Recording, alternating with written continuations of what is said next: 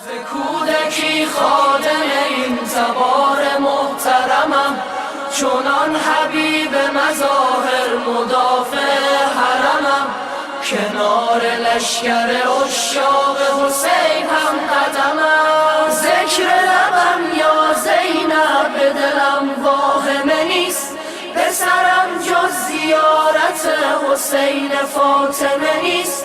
خدا مرا از در این خانه جدا نکند، جدایی در این خانه مرا خاتمه نیست. خطوط قرمز دور حرم ز خون من است، چو برکم که مرگ من همان سکون من است. پیاده میروم ز مشهد الرضا تا شاه، حال کبوتر حرم حال کنون من است. ز کودکی خادم این تبار محترمم، چونان حبیب مظاهر مدافع حرمم.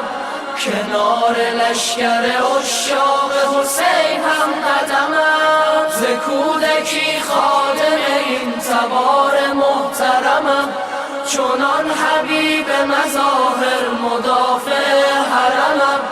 کنار لشکر عشاق حسین هم قدمم. کنار لشکر عشاق حسین هم قدمم. کنار لشکر عشاق حسین هم قدمم.